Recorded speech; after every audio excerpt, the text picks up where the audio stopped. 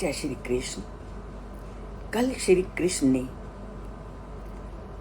14 अध्याय के आरंभ में इस संसार की तुलना अश्वत्थ वृक्ष से की है और अश्वत्थ वृक्ष को उन्होंने विविध रूपों में उसका वर्णन किया है कि इस संसार को हम अश्वत्थ वृक्ष इसलिए कहते हैं क्योंकि अश्वत्थ हमेशा परिवर्तित होता रहता है, प्रति पल उसमें परिवर्तन होता है। और जैसा कि हम हर रोज देखते हैं कि कोई इस संसार में आ रहा है तो कोई जा रहा है, और अगर हम अपने शरीर के माध्यम से भी देखें तो हम इतने बड़े हो गए हैं तब भी हमें ये नहीं लगता कि हमने इतना जीवन व्यतीत कर लिया है। और अब हम जीवन के उस पड़ाव में हैं कि कभी भी हमारा यहाँ से जाना हो सकता है, पर हमारे जाने के बाद भी इस संसार में और हमारे सामने भी अनेक लोग आ रहे हैं, तो इस संसार का कभी नाश नहीं होता। ये भी श्री कृष्ण ने कल के श्लोक में बताया। संसार निरंतर चलता रहता है। अगर ये प्रलय के समय उस परमात्मा के आगोश में गोद में समा जाता है तो पुनः उसकी उत्पत्ति होती है। नाश पूर्णता इसका कभी नहीं होता। और ये अब संसार काम कैसे करता है? ये संसार जिसको उन्होंने अश्वत्थ वृक्ष कहा है, उसका उन्होंने कार्य कैसे करता है उसका वर्णन वो आज के श्लोक में करते हैं। वो कहते हैं, अधश्च ऊर्ध्वम प्रसृतस्तस्य शाखा गुण प्रवृद्धा विषया प्रवाला अधश्च मूलानि अनुसंतानि कर्म अनुबंधानि मनुष्य लोके।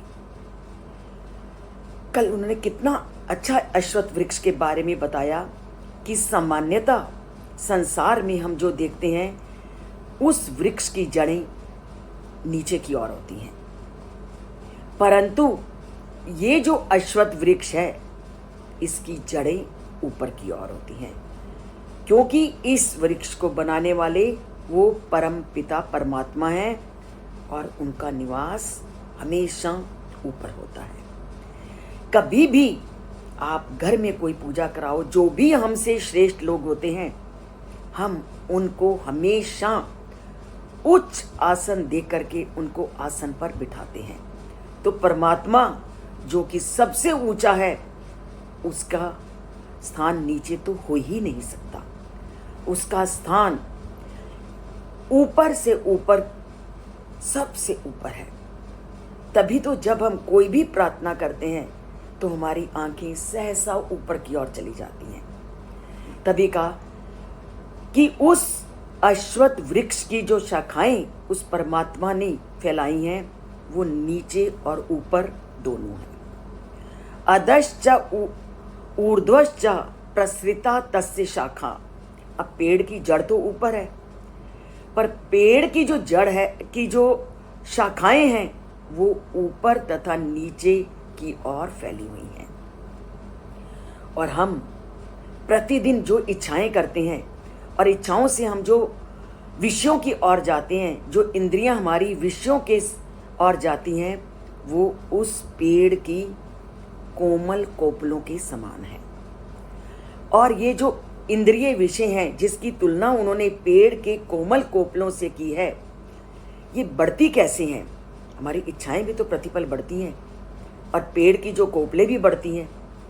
तो हमारी इच्छाएं इस संसार में आकर के कैसे बढ़ती हैं? जो परमात्मा ने वर्णन किया है कि हमारी प्रकृति तीनों गुणों से युक्त है। प्रकृति के जो तीनों गुणों के माध्यम से हमारी जो इच्छाएं हैं वो बढ़ती रहती हैं, पोषित होती रहती हैं। अब वृक्ष की जड़ें नीचे की ओर होती हैं, नीचे की ओर लटकी हुई होती हैं, और जिसके कारण मानव के कर्मों का प्रवाह होता है। वृक्ष की जड़ें प्रतीक हैं मानव के कर्मों के प्रवाह की। इसके नीचे आप कोई भी पेड़ देखो उसके नीचे अनेकों जड़ें और शाखाएं आ जाती हैं। जो जड़ें और जो शाखाएं हैं उसकी, वो मानव जो कर्म करता है उन कर्मों का कारण है।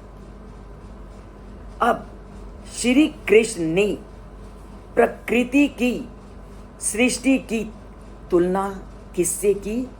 अश्वत्थ वृक्ष के साथ। और इस वृक्ष का मुख्य तना कौन है?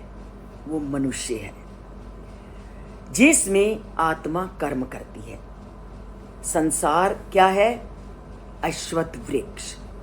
और उस वृक्ष का तना कौन है? ये मनुष्य।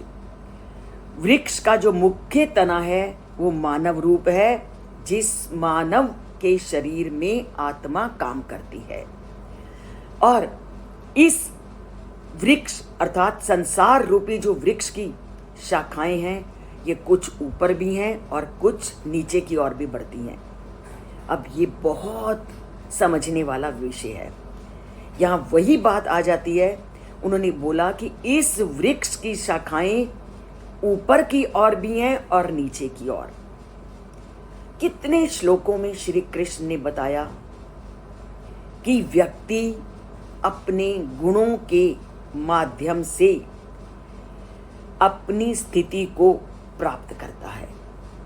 जिस व्यक्ति ने जीवन में अच्छे गुणों को अपनाया है तो उसकी शाखाएं अश्वत्थ वृक्ष की शाखाओं के समान ऊंची होंगी, अर्थात वे ऊंचे कुल में जन्म लेंगे। और जिसने मानव शरीर प्राप्त करके रजोगुण और तमोगुण को अपनाया है, वह उस अश्वत्थ वृक्ष की वह शाखाएं हैं जो नीचे की ओर है, अर्थात वो निम्न योनि में जन्म लेंगे और उस तमोगुण का आश्रय और रजोगुण का आश्रय लेने के कारण वो ऊपर के लोकों को प्राप्त नहीं करेंगे। तो हर जगह आधार है व्यक्ति के द्वारा किए गए उसके कर्म। व्यक्ति जैसा कर्म करोगे वैसा ही फल देगा भगवान।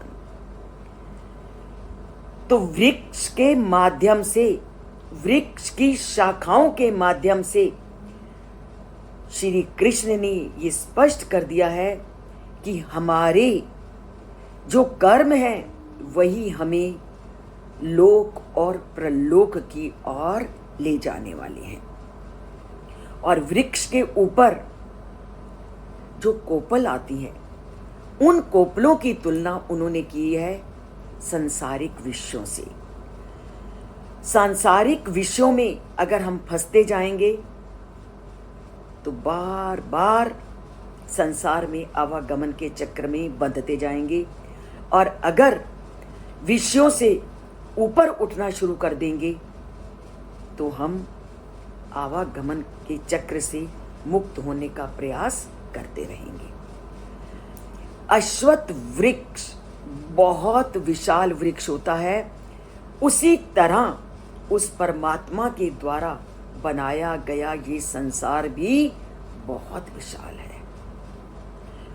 और अगर किसी ने इतने विशाल अश्वत्थ वृक्ष को देखना है तो ऐसा एक विशाल अश्वत्थ वृक्ष कलकत्ता के बॉटेनिकल गार्डन में है, जो सबसे बड़ा अश्वत्थ या बरगद का पेड़ है और जिसका नाम भी है द ग्रेट बेनियान ट्री।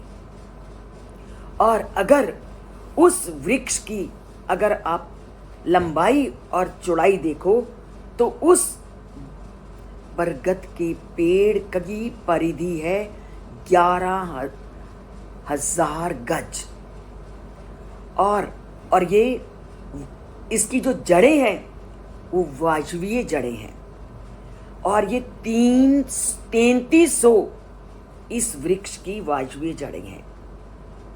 अब वायवीय जड़ें क्या होती हैं कि जब पेड़ उगता है तो नीचे जमीन में अनेक जड़ों को और फैलाता जाता है और फैलाता जाता है।